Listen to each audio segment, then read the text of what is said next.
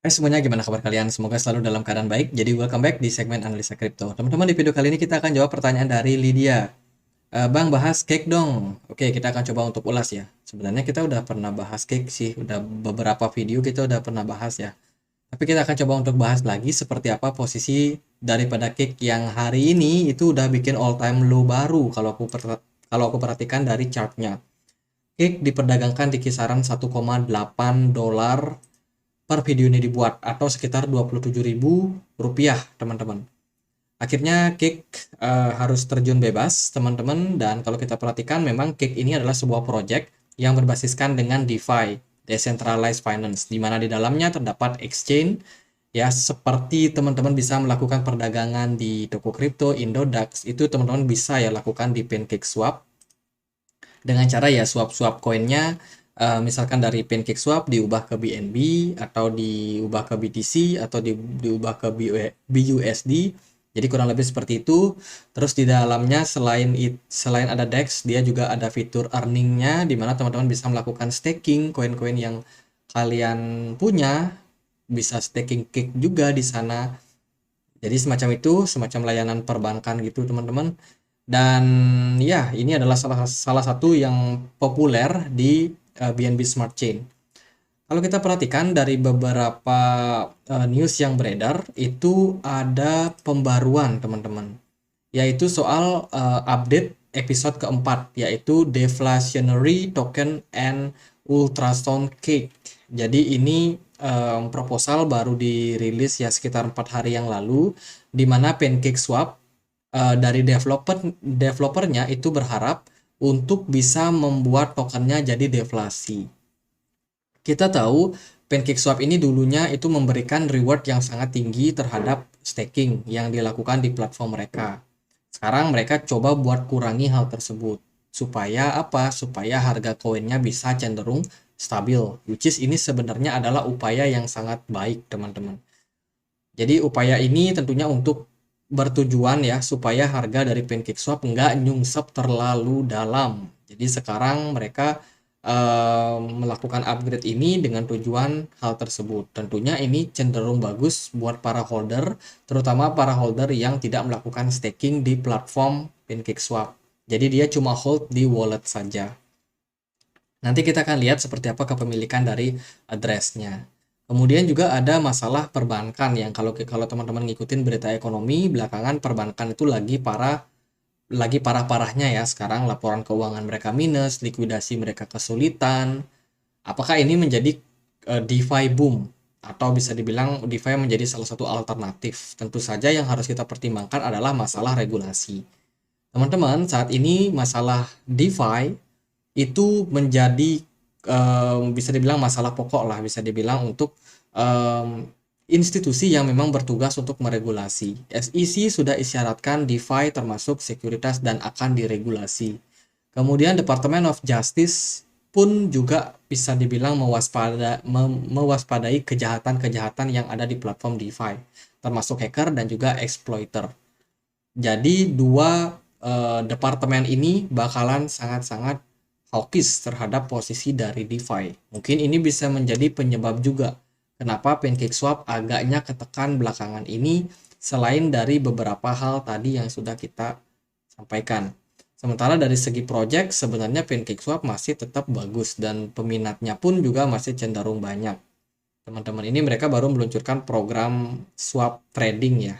Jadi ada semacam seperti bonus gitulah kalau teman-teman melakukan trading di PancakeSwap, teman-teman. Ini ada trading reward program, which is sebenarnya bagus untuk meningkatkan ekosistemnya kembali. Nah, sekarang kita akan coba untuk lihat ya seperti apa kepemilikan dari wallet di PancakeSwap. Jika kita perhatikan, 68% dari total seluruh koin yang beredar itu sudah berhasil di burn oleh developernya. Jika kita perhatikan dari posisi chartnya, jumlah koin yang di burn sejak awal sampai saat ini itu terus meningkat, teman-teman. Bahkan sekarang posisinya, bentar ya, ini lagi loading. Kita akan coba tunggu. Nah, ini sudah tampil dari awal rilis di 2020 Oktober. Jumlah token yang di burn di PancakeSwap itu sudah ya bisa dibilang banyak ya, hampir mayoritas lah. Sekitar 68 berapa tadi itu 68% itu sudah di burn, teman-teman. Terus sisanya ada 19% yang masih dalam posisi di staking di kick pool. Tapi kalau kita perhatikan sejak 22 April sampai hari ini itu terjadi penurunan jumlah koin yang di staking. Tampaknya update yang dilakukan oleh konsensus mereka, oleh developer mereka ini tidak disukai, teman-teman. Tampaknya deflasi, program deflasi yang mereka lakukan ini sepertinya membuat minat para investor itu cenderung agak kurang di PancakeSwap. Itu kelihatan dari jumlah kepemilikan wallet yang terus mengalami penurunan, meskipun penurunannya enggak terlalu signifikan dalam, tapi penurunannya ini terjadi cukup konsisten. Maka ini bisa teman-teman note juga sebagai salah satu catatan. Lalu sisanya ya tersebar di banyak sekali wallet, teman-teman. Ya, itu beberapa news dan juga pembaruan yang dilakukan oleh PancakeSwap. Tujuan mereka bagus, pengennya ya mengurangi inflasi terhadap koinnya, sehingga mereka coba bikin untuk deflasi koin.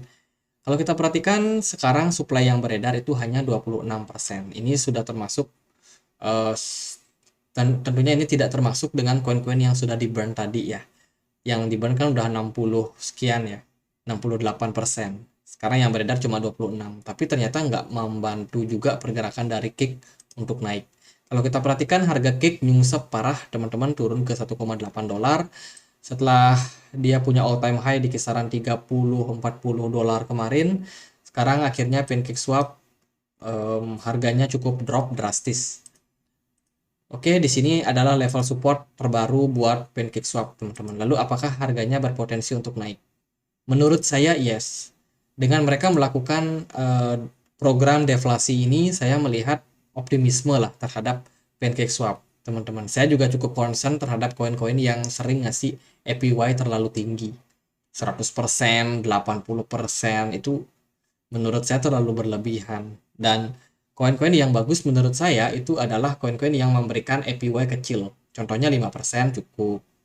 Ya 10% kayaknya udah over lah, teman-teman. Ibaratnya kita deposito nih, kita deposito dikasih bunga 20%, 10% itu kayaknya ketinggian ya. Kalau yang wajar-wajarnya ya biasanya 5%, 7% itu mungkin udah tinggi sekali suku bunganya. Nah, kenapa ini perlu dibatasi? Supaya tidak inflasi, teman-teman. Karena semakin besar APY yang dihasilkan daripada hasil staking, liquidity pool, dan lain sebagainya itu menyebabkan inflasi terhadap koinnya. Semakin dibatasi, jumlah reward yang diberikan itu cenderung membuat harga daripada koin tersebut stabil. Apalagi PancakeSwap adalah salah satu platform yang juga sampai hari ini masih cukup diminati untuk pemain micin ya, yang suka koin-koin micin biasanya pasti pakainya PancakeSwap. Kalau enggak ya Uniswap. Jadi bisa dibilang ini platform yang masih cukup bagus secara fundamental, masih cukup bagus. Cuman kita lebih fokus sama pergerakan dari tokennya hari ini. Harganya nyungsap, teman-teman. Ekspektasi saya sih setelah program ini harga Pancake bakalan sideways dulu ya. Sideways slow dulu. Saya rasa apa yang terjadi ini masih berupa semacam kepanikan. Di sini ada kepanikan, di sini ada kepanikan. Sepertinya sih kalau kita runut daripada pergerakan bagian ini ya di kick pool ini, sepertinya memang ada yang exit, teman-teman. Jadi perlahan-lahan para holder yang dulunya staking itu exit. Ini kalau kita cek di gininya, nah ini kan keras nih, teman-teman, dari tanggal 23 April.